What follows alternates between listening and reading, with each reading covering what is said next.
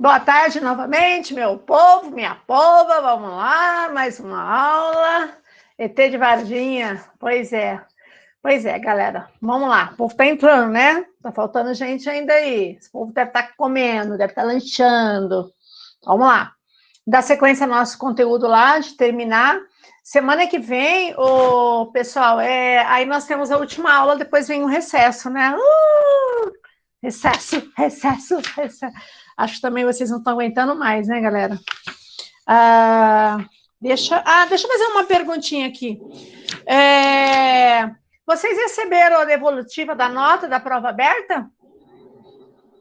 Vocês receberam, galera? Sim. Então tá, deixa assim.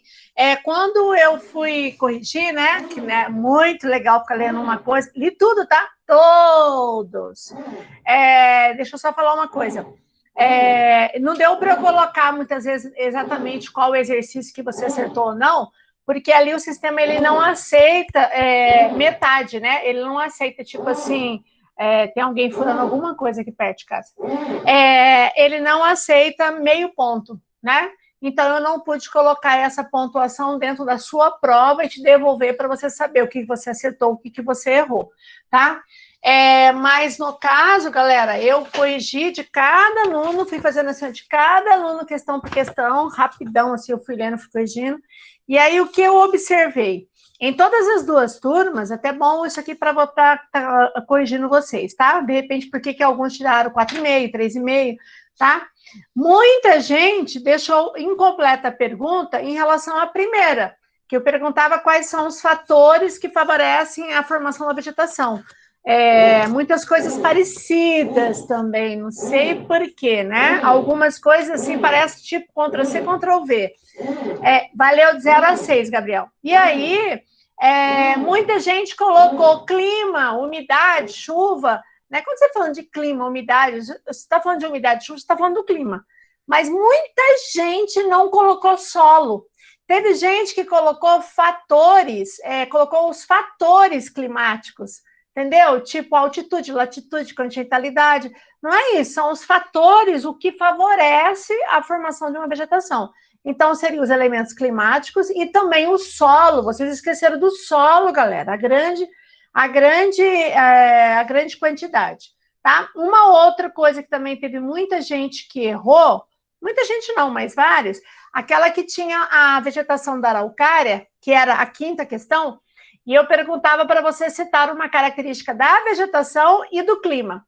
A grande maioria colocou clima. Aí colocou assim, é uma vegetação de área úmida, de estações bem definidas. Tá, você está falando de onde ela aparece. Eu perguntei uma característica, você fala como é que ela é. Uma mata aberta, é mais homogênea. No caso, você tem os pinheiros, a cicolifoliada, parará. Então, muita gente falou assim, é uma vegetação, característica da vegetação, é uma vegetação úmida e quente. Aí fica imaginando, o que é uma vegetação úmida e quente? Tá? Então, teve gente que falou, por exemplo, só do clima, não falou da vegetação. A grande maioria falou do clima, não falou da vegetação. Então, muitos perderam ponto. Outros também, naquela que tinha as duas figuras das pessoas montadas a um cavalo, teve gente que trocou, era pampas ou pradarias e caatinga. Teve muita gente que colocou cerrado ou inverteu, tá? Mas, assim, a grande maioria eu percebi das duas turmas, em relação a número 1, que para mim era muito básico, era só você colocar clima e solo, já falou tudo, tá? Então, se por acaso alguém quiser saber mais especificamente, eu tenho aqui, tá? Não deu para sair lá, porque o sistema, né, lá do Classroom, ele não aceita, ou é 0 ou é 1, ou é 0 ou 1. E tinha coisa que não dava para dar 1, né? Umas falhinhas ali eu considerei, tá, gente? Não vou falar para vocês que eu não percebi algo assim muito semelhante no ar, porque eu tenho uma ótima memória, né? Então aí você fala assim, nossa, eu já li isso aqui, entendeu? Mas, né, como eu falei para vocês, né, cabe a consciência de vocês vão fazer uma prova no final do ano, início do ano, não sei, mas tudo bem, tá lá a nota. Quem tiver alguma dúvida, manda no privadinho que eu explico o porquê que de repente você perdeu o ponto, tá bom? A prova valia 6, essa é a minha. Aí a do Renato, ele vai estar mandando para vocês, ok? Já repassei essa nota também para a coordenação, tá? Então é isso, galera. Quem precisar de alguma coisa, então manda no privadinho que eu explico. Então vamos lá, gente, vamos dando continuidade?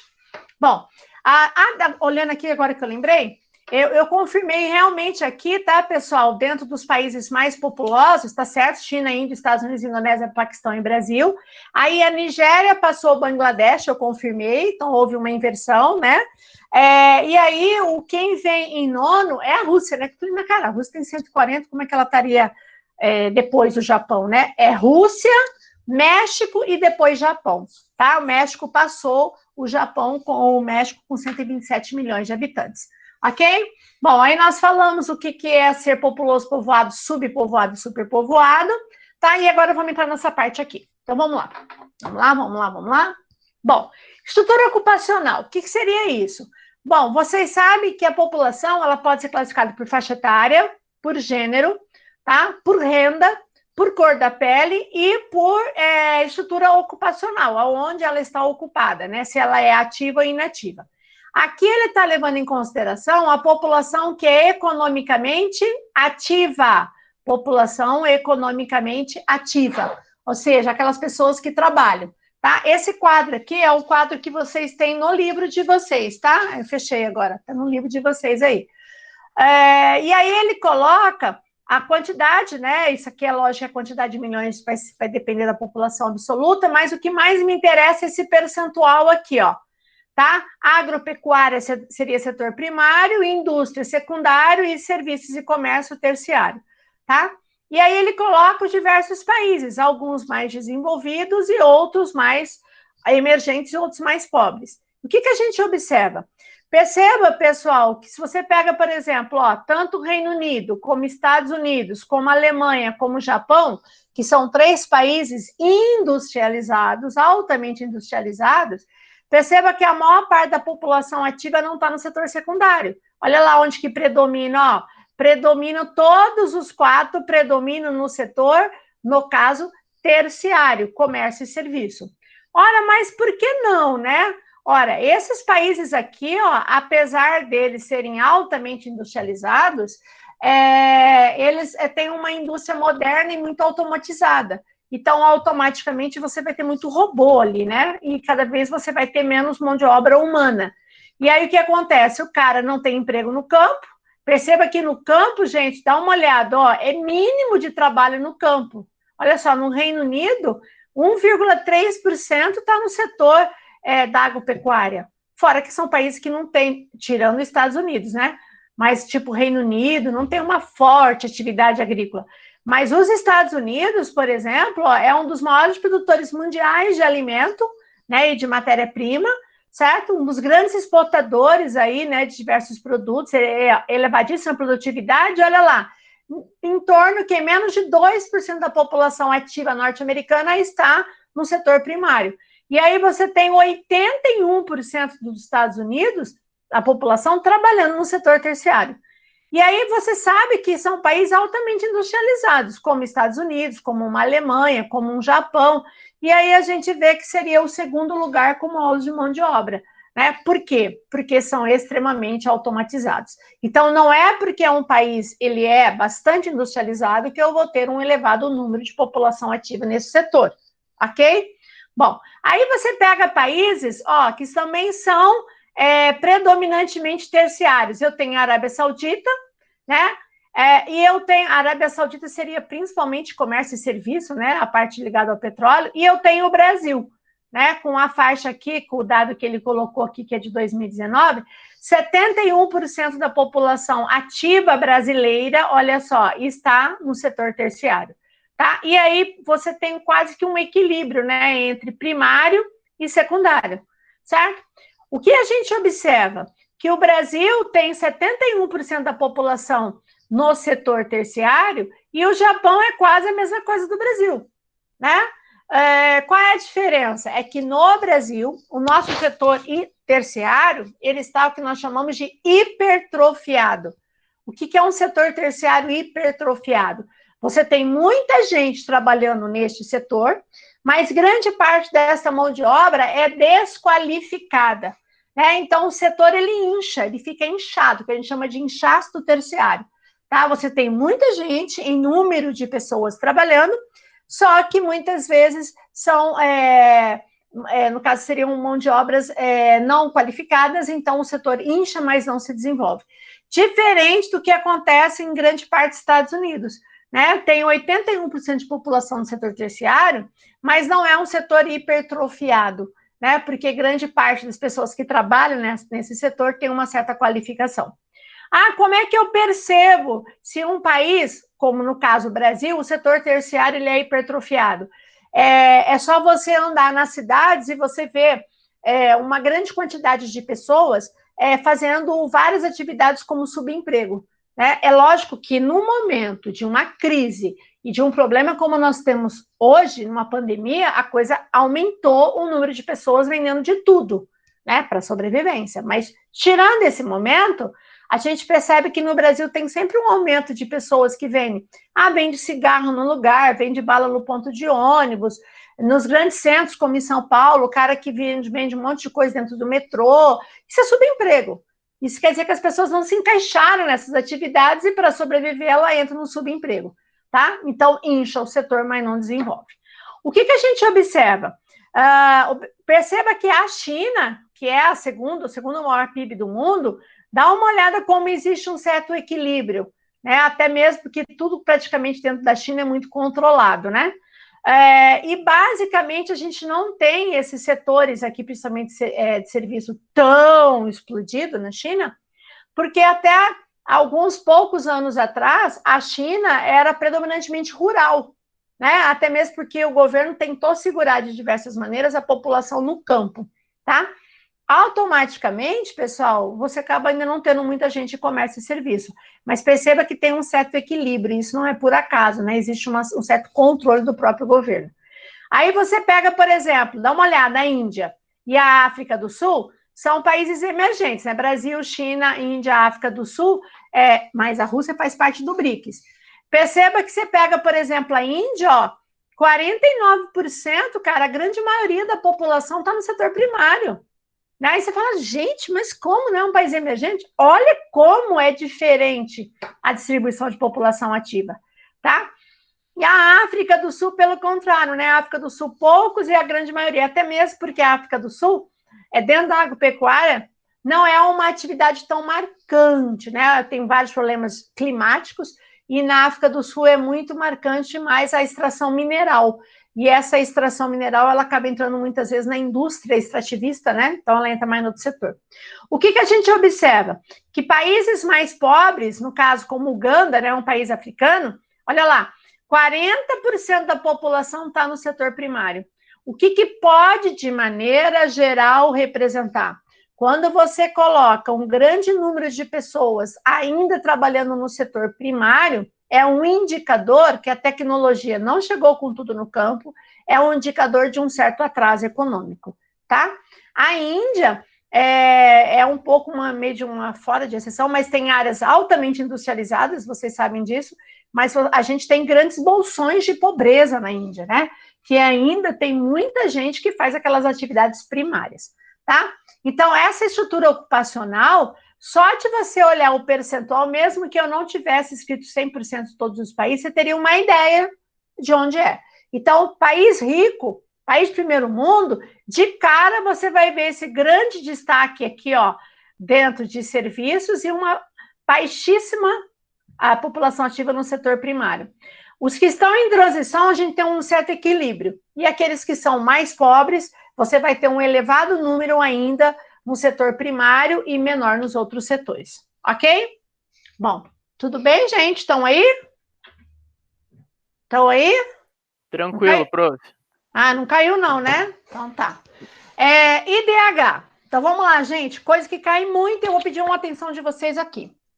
Teve 1 ano, 2 anos, se não falha a memória, 2 anos atrás, isso foi o ano passado, se não me engano, retrasado, 2018 para 2019.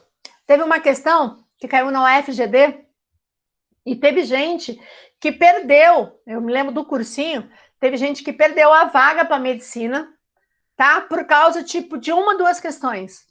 E uma dessas questões que muita gente perdeu a vaga foi uma questão de IDH que a UFGD colocou. Porque a gente tinha recém-atualizado o IDH, porque o IDH geralmente, antes saía no início do ano, mas nos últimos anos, a ONU está divulgando o IDH no segundo semestre, né? A gente tinha recém visto o último IDH, porque geralmente quando sai um novo IDH, a gente atualiza, principalmente no cursinho, né? Você atualiza, terceiro ano também. Ó, gente, saiu um novo IDH, o Brasil mudou de classificação, ou não. E o aluno ficou com aquilo na cabeça. Só que eles colocaram o texto da questão com dados do IDH antigo, sem atualização. E a pessoa fez sem prestar atenção na data, certo? Então, vocês prestem atenção em que ano que ele está falando do IDH. Porque aquilo que hoje pode ser mentira, ontem muitas vezes era verdade, se houve uma atualização. Então, o IDH, Índice de Desenvolvimento Humano, tá? É um indicador que foi criado na década de 90 pela ONU. Quem faz as análises é o chamado PNUD, Programa das Nações Unidas de Desenvolvimento. Por que eles fizeram esse indicador chamado IDH? Antes, eles avaliavam o país, como que as pessoas viviam no país, pela renda per capita, pelo PIB per capita. Você pega tudo o PIB do país e divide por número de habitantes, dá o PIB per capita. Só que o PIB, ele maqueia a situação. E aí, da década de 90, a ONU resolveu mudar a estratégia e surgiu o chamado IDH, certo? Esse índice, ele é anual. Eu não sei como vai ficar esse ano da pandemia, tá? Esse ano da pandemia, eu não sei se eles vão estar divulgando, deve estar divulgando, né? O ano passado, se eu não me engano, saiu, acho que foi em dezembro, novembro para dezembro, tá? Deixa eu até confirmar aqui. Foi finalzinho, foi dezembro de 2019. Então, pode ser que saia dezembro desse ano. Dependendo da prova, né? Ainda mais se for adiado um monte de coisa, pode ser que pegue o dado novo ou antigo. Então, enquanto não sai o novo IDH, vale do ano. Então, é algo que todo ano você tem que atualizar, certo? Bom, esse IDH, então, ele reflete as condições da população, de vida da população, e ele mede 3 itens. Guarda isso, hein? Educação, saúde e renda. Então, ele mede os 3. Saúde, educação e renda. São os 3 itens avaliados para você fazer o cálculo. E aí ele vai fazer o cálculo, detalhe, quem passa esses dados é o governo local, que passa para o PNUD faz os cálculos. E aí eles fazem uma nota que vai variar de 0 até 1, de 0 até 1, certo? Quanto mais próximo do 1, melhor. Então, você classifica o IDH hoje, né, já tem mais ou menos uns 5, 6 anos, agora são 4 partes, antes eram 3, agora se divide em 4. Então, baixo. Se a tua nota, do país, né, der de 0 até 0,555, pessoal, um dígito aqui, faz uma diferença de você perder ou subir classificações, tá? De 0 até 0,555 é considerado baixo desenvolvimento. De 0,556 a 0,699 é médio. De 0,700 a 0,799 é o alto. E quem tiver acima de 0,800 é muito alto, que é ou muito alto ou muito elevado IDH, tá? Que é um grupo bem seleto de países, ok? Brasil, nós vamos ver que nós estamos nesse grupo aqui, do alto, ok? Bom, aí o que você não pode deixar de lembrar?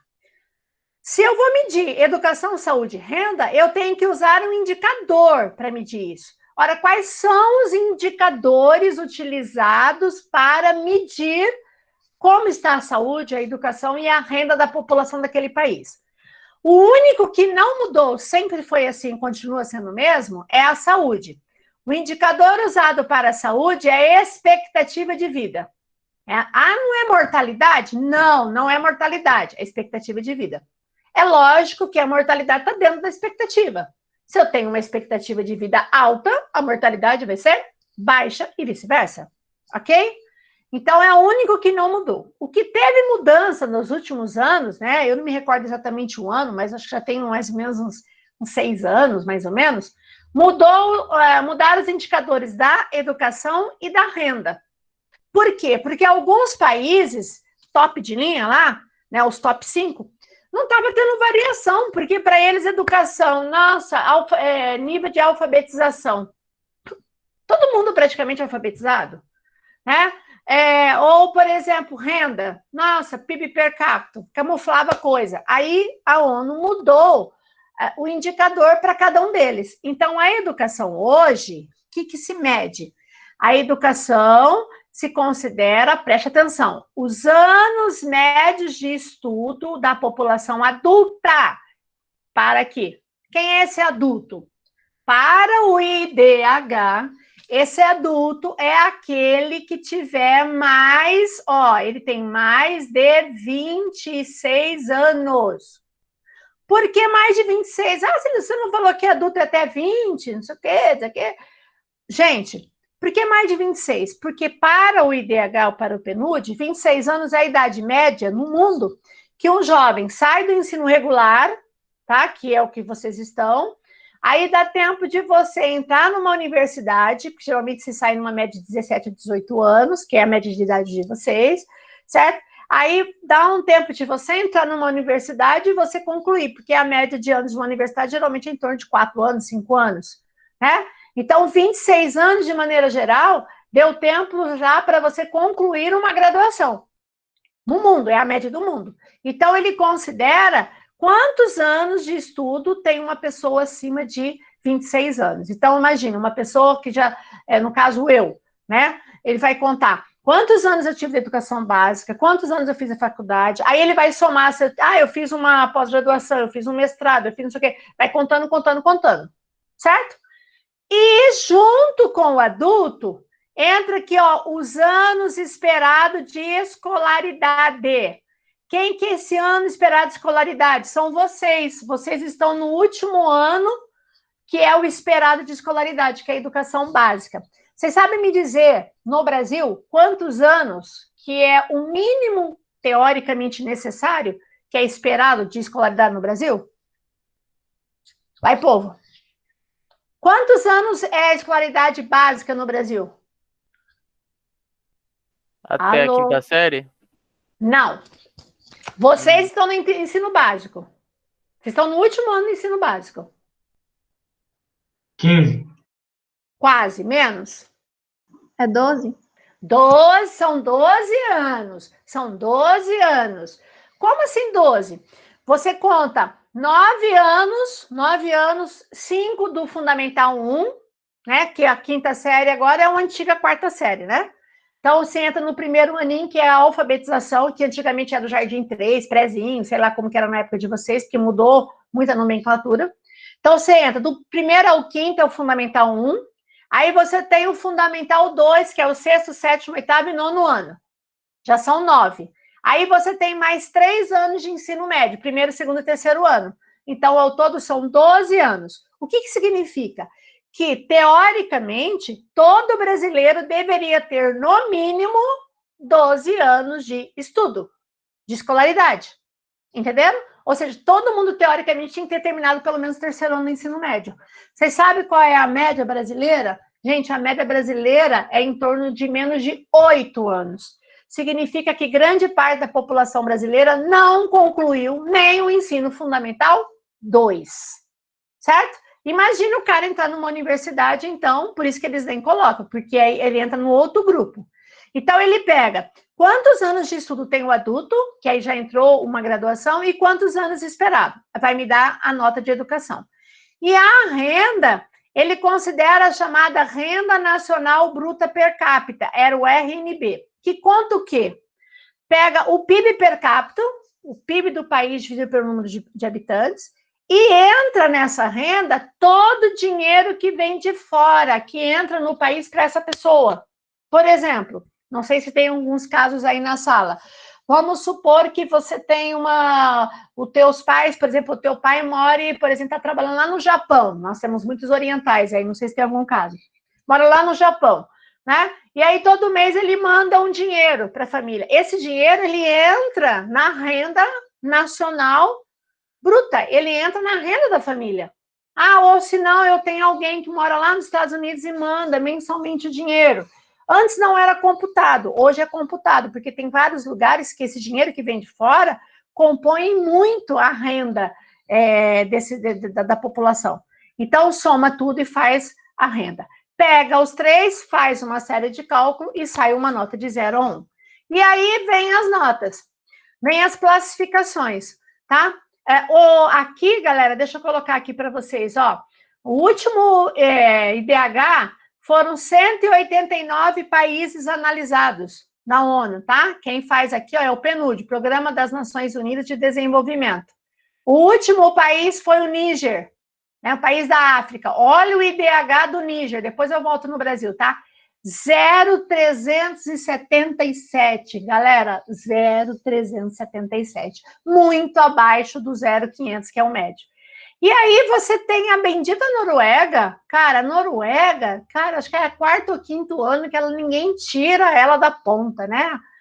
Gente, olha lá, 0,954. Cara, 0,900. Nunca vai dar, tá, gente? Porque quer dizer que seria máximo em tudo, né? Tudo igual, assim, não vai dar, tá?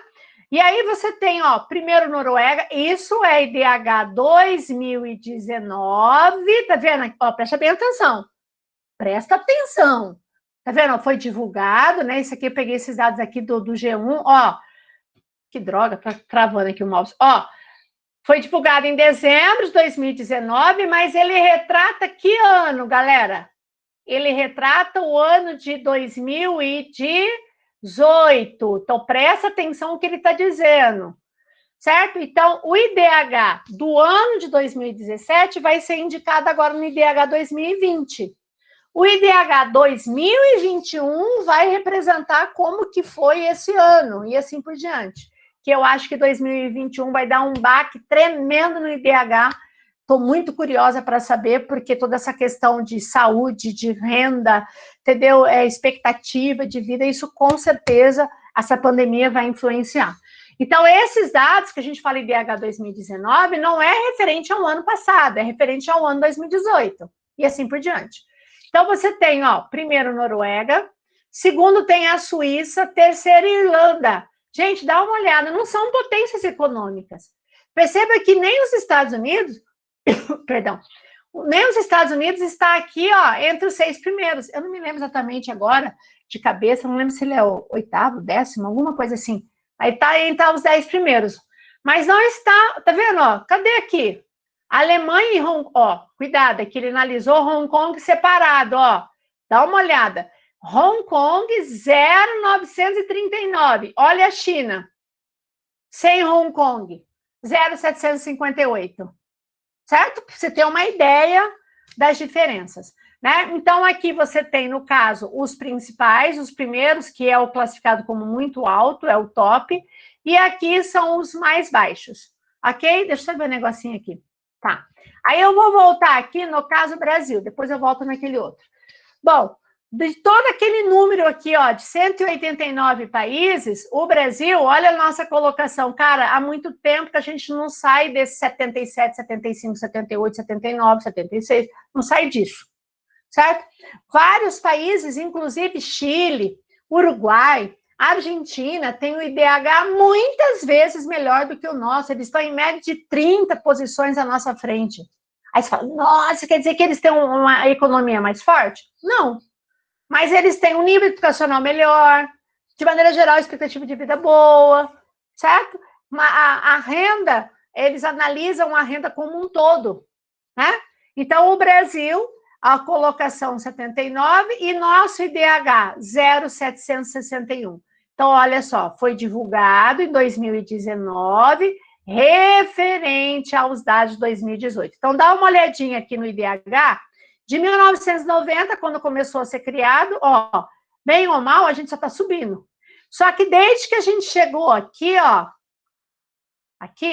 desde que a gente chegou aqui, tá, 2015, se não me falha a memória, foi aqui que teve a mudança, tá, dos dados, 2015. Porque a partir daqui, até aqui era baixo, médio, alto, e o Brasil era 0,755, o Brasil chegou a ser alto, estava no grupo junto com as grandes potências. Aí, a hora que a gente entrou, mudou a classificação e a gente caiu uma posição, né, de grupo. E aí, o que a gente observa? Gente, ó, 2015, 16, 17, 18, tá? 18, né, quer dizer que é o que foi divulgado o ano passado. Ó, 0,755, 57, 70, ó, 60, 0,761. Gente, subiu 0,001, certo? E nós perdemos posição ainda, porque alguém subiu mais do que a gente, certo? Então, o nosso IDH está dentro do grupo aqui, ó, do alto, certo? Então, nós temos um alto IDH, mas se você comparar com o dos BRICS, isso aqui são os BRICS, tá? Todos esses é 2019. Então, dá uma olhadinha. Brasil está aqui, ó. Olha quem está à nossa frente. A Rússia. Olha o IDH da Rússia, 0,824, mas não está entre as grandes potências.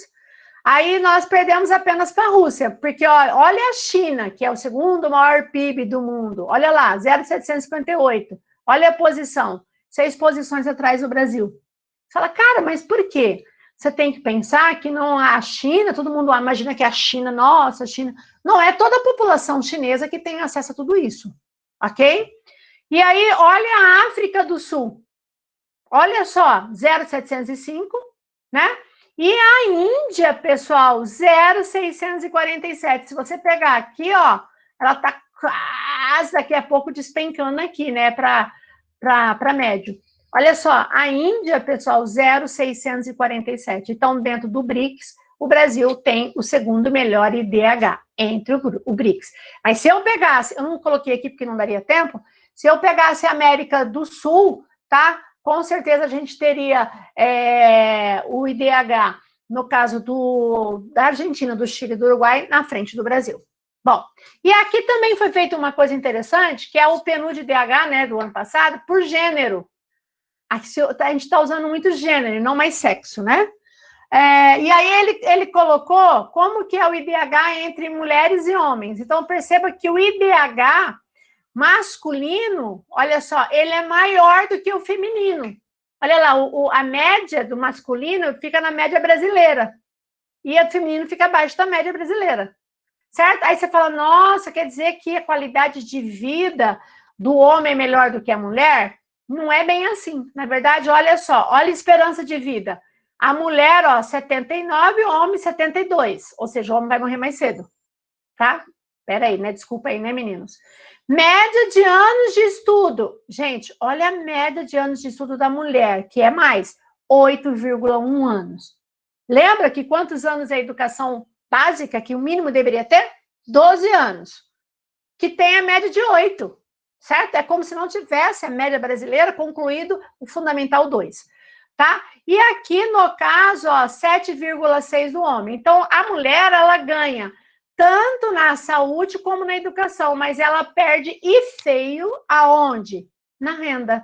Todo mundo sabe que, infelizmente, a mulher exerce a mesma atividade do homem, certo? Mas ainda ela ganha bem menos do que o homem. Então, olha só, olha a renda do homem com a renda da mulher. Por isso que o IDH do homem fica um pouquinho à frente da mulher, ok? Então, em relação a gênero, né? A mulher ganha em relação à saúde, que é pela expectativa de vida, e educação, anos de estudo, tá?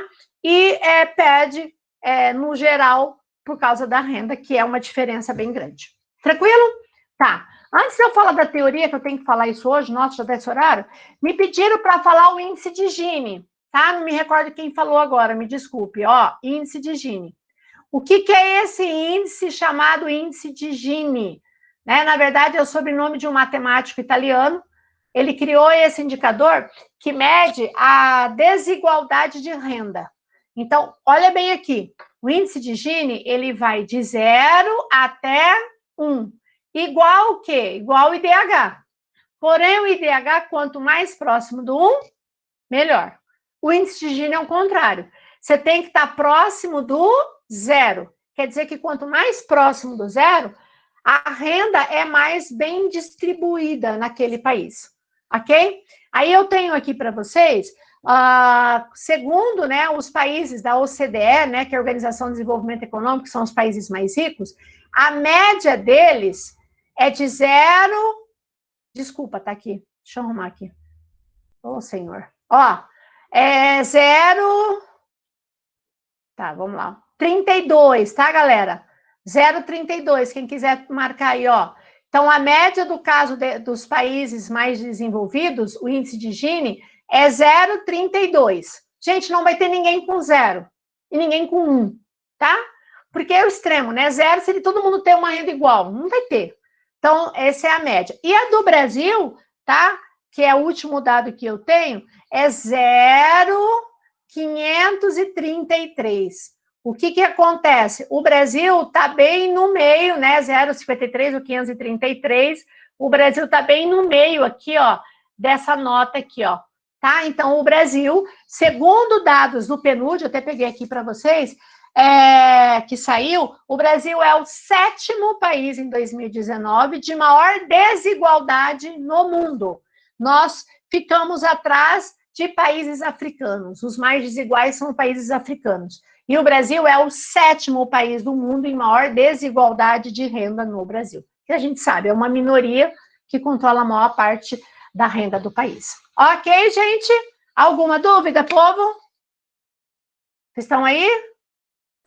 Professora, É nós que Fala, amor. tem como, tipo, algum país ter manipulado algum dado assim para ter um IDH melhor? Boa, ótima pergunta. Quem está perguntando? Juliana. Juliana, ótima pergunta. Na verdade, eu não sei te dizer aqui de cabeça agora, porque a gente não tem que decorar esses dados, né? Brasil tem que saber, tá, gente? 0,761, posição 79, tem que saber, até que saia o próximo. Mas, por exemplo, eu não tenho certeza se foi de 2019, eu acho que foi o ano passado, que a Venezuela ficou à frente do Brasil. O DH da Venezuela falou, nossa, como assim Venezuela, né? Peraí, o povo está morrendo de fome. Na verdade, o que foi colocado, né? Inclusive, a ONU colocou que alguns países, citando a Venezuela, que não poderia confirmar aqueles dados, porque como os dados são repassados pelo governo, pode ser, sim, como você está falando, ser maquiado. Então, inclusive, quando saiu o IDH do Brasil, 0,761, o próprio governo brasileiro não aceitou, disse que estava errado, que absurdo, que não sei o quê. Aí fizeram alguns cálculos novamente e confirmaram que era naquela faixa mesmo. Então, pode ser que algum país camufle, vamos dizer assim, ou dá uma alterada nos dados para aparentar ter uma nota do que outro? Pode sim, tá? No caso do Brasil, teve reclamações, mas eu nunca ouvi falar de alguma coisa assim tão absurda. Da Venezuela, com certeza. Não duvido que, de repente, a Rússia não camufle alguma coisa. Não duvido que, de repente, a China não mostre alguns dados. Entenderam? Então, pode acontecer. E tem país que não oferece dado nenhum, então ele fica sem IDH, não aparece, tá? Outra coisa que eu ia falar... dentro do IDH, pessoal, sempre o item que segura o Brasil, sempre o que segura o Brasil é aqui, galera, ó, educação. Aí você começa a ver como a política econômica é muito voltada para enfiar de qualquer jeito o cara dentro da universidade, certo? De fazer o cara passar de ano, o cara tem que concluir a série, não reprovar. Por quê? Porque aumenta e melhora os indicadores, e tem muitos recursos que estão muito ligados a isso, tá? E a saúde já foi constatado também pela ONU que essas ajudas, tipo Bolsa Família, ela colabora para elevar o IDH brasileiro. Porque para uma família receber a Bolsa Família, isso é verdade, tirando aqueles que camuflam, a pessoa tem que ter comprovado todo bimestre que o filho frequenta a escola e é frequente. Ele é matriculado e é frequente. Tá? Eu dou aula em escola pública, eu sei disso. A frequência é muito importante, porque se aquela família não está mandando o filho para a escola, o filho não é frequente, pode ser muitas vezes bloqueado o Bolsa Família. Então, ele colabora para forçar os pais a colocar o filho na escola, então aumenta o indicador de número de anos de estudo da população, e colabora um pouquinho para elevar um pouquinho a renda, entendeu? Mas assim não resolve, né? Professor. Oi, fala, amor. O Brasil é o 7º colocado. Qual que é o primeiro? O primeiro, boa pergunta. O primeiro eu tenho aqui porque está na minha apostila do cursinho, tá? O primeiro, se não me falha a memória, foi... Eu não lembro se foi a África... Peraí, não, aqui... O primeiro, eu acho que estava sendo colocado, que era a África do Sul, por causa da política entre brancos. Eu não tenho certeza aqui, não, da África do Sul era do índice de Gini. Não tenho o nome dele aqui de cabeça, não sei te dizer agora, mas posso pesquisar para vocês e passar para vocês depois, tá? Beleza. Mas, tá, não tenho certeza. Quem está me perguntando? É o Caio. Quem? Caio. Caio. Nossa, tem tanto Caio nessas turmas aí, né, que eu nem sei mais qual Caio é. É o Caio com C, Caio com K, Caio não sei o quê. Mas eu vejo para você, tá, meu amor? Eu não tenho claro de cabeça aqui, não. Eu coloquei o dado, mas acabei não colocando esse detalhe. Bom, será que dá tempo da gente falar de teoria demográfica, galera, para terminar rapidão? Vamos terminar isso aqui? Oi, amor. Só uma dúvida. E sobre a Coreia do Norte, que é um país que é muito fechado, eles divulgam os dados dele? Não. Geralmente a gente não tem dado da Coreia do Norte. Você pega, por exemplo, esses dados, geralmente a Coreia do Norte, ela tá com uma corzinha lá e você olha lá na legenda assim, não, sem dados informados. Não divulga. Mas se divulgasse, eu acredito que a coisa não seria legal, não. Mas ele não vai divulgar, imagina. Ele vai mostrar porque você se expor, né? Você está se expondo para o mundo do nível de qualidade que a população vive, tá? Gente, vocês querem que eu termine isso aqui ou próxima aula? Eu fui falar a parte de atualidade com vocês lá e me enrolou. Oi, amor, não estou ouvindo. Não sei, né? Porque já é 5h04, né? Pois é, né? Vai estar terminando, aí eu tenho as teorias, né? Malthusiana, não é Malthusiana, reforma, não vai dar, eu não vou falar correndo, né? Então tá, eu vou finalizar essa parte aqui. Segurem aí, não quero ninguém saindo, hein? Vou estar cuidando lá, hein? E aí eu na próxima semana, eu termino esse pedacinho, tá? E aí a gente dá a sequência. Não adianta me atropelar, né? Porque é importante vocês saberem. Deixa eu só colocar um outro dado aqui importante aqui. Que eu estava falando aqui, deixa eu ver. Eu pensei alguma coisa do IDH, acabei me esquecendo. Ah, tá, lembrei aqui que eu ia falar. O índice de Gini, pessoal, não é IDH, o índice de Gini. Como eu falei para vocês, é um indicador bastante antigo, né? Na verdade, segundo os dados que nós temos, o Brasil sempre ficou nessa faixa de 0,500 alguma coisa, né? Mas nós já chegamos a ser muito superior a 0,550, né? 0,55. E o período do Brasil, que até então nós tivemos o maior índice de Gini, ou seja, a maior concentração de renda e a má distribuição dessa renda, foi no período militar, tá? Que nós vamos ver na parte de industrialização que uma pequena parcela da população brasileira se enriqueceu muito e uma grande parcela, a grande maioria da população brasileira empobreceu, né? Até mesmo a questão da inflação, né, que era algo que corroía a economia brasileira, reduziu e muito o poder de compra da população. Então, a população empobreceu muito, cada vez ela comprava menos e menos. Então, dos dados do índice Gini, já vi questões de prova colocando no período, que período que isso aconteceu, né? Nos últimos anos, houve uma melhor redistribuição dessa renda, mas o Brasil ainda está entre os países mais desiguais do mundo, tá? É só você pegar que 1% da população brasileira, ela tem nas mãos dela a maior parte do PIB do país, a maior renda. Inclusive, eu tenho aqui uns dados aqui, deixa eu ver se eu coloco aqui, ó. Deixa eu só ver um negocinho aqui, ver se eu tenho para vocês aqui. Quer ver? Ó, isso foi divulgado pelo IBGE. Os 10% mais ricos da população concentravam 43,3% da renda do país. Já os 10% mais pobres ficam com apenas 0,7% da renda do país. Então, se eu pegar 10% da população mais pobre e miserável do Brasil, não tem acesso nem a 1% da renda de tudo que o Brasil produz. E 10% dos mais ricos tem mais de 40% concentrada nas mãos. Aí a gente vê essa forte e desigual distribuição de renda do Brasil, tá? Gente, teorias demográficas, importante, Enem gosta muito de teoria demográfica. Eu vou voltar, né, na outra aula eu acabei falando lá sobre a parte de atualidades, e aí eu acabei perdendo, tá? Gente, então, por favor, coloca o nome de vocês ali, né? Tô vendo que acho que a maioria já colocou o nome, vocês são bem... Eu vou olhar que horário vocês colocaram o nome, tá? Tô cuidando vocês, hein, povo? Tô cuidando. Qualquer hora eu vou falar assim, ó, se pouquinha gente entrou no horário, eu vou falar assim, colocar o nome agora. Vou contar agora, porque eu que seleciono, tá? Mas tudo bem. Gente, alguma pergunta? Beijo. Ah, finalzinho do slide, né? Eu acabei apagando, mas vocês têm lá no grupo, tá? Olha, lá tem os exercícios da apostila para vocês fazerem como tarefa, e a tarefa tem teorias demográficas, tá? Então, se por acaso, né, caiu alguma coisa lá, desculpem, tá? Pode falar, Dani.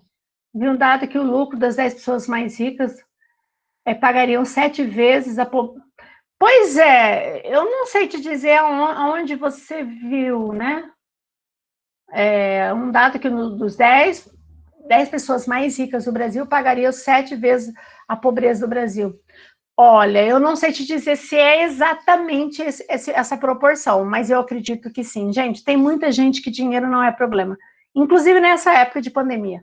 E muitas vezes a gente reclama de algumas coisas, mas vocês não têm noção da pobreza e da miséria que nós temos no Brasil. Então, eu não sei te dizer exatamente, tá, Dani? Mas eu acredito que as coisas não deve ser muito próximo disso. Qual o índice de Gini de Cuba? Ah, Lua, você acha que a minha cabeça é um computador, né? Tem que olhar, cara. Eu não sei de cabeça. Lógico, tem algumas coisas que são camufladas, então não dá para a gente ter certeza também. Outra coisa que eu tenho que olhar. Lívia, como todos os países acreditaram no Malthus, se a teoria dele era incompleta. Pois é, só que você tem que pensar, Lívia, que a teoria de Malthus ele está representando o século XVIII, né? Hoje você fala que absurdo, falta de comida, como assim, né? Você tem que pensar no contexto, né, que estava acontecendo, tá?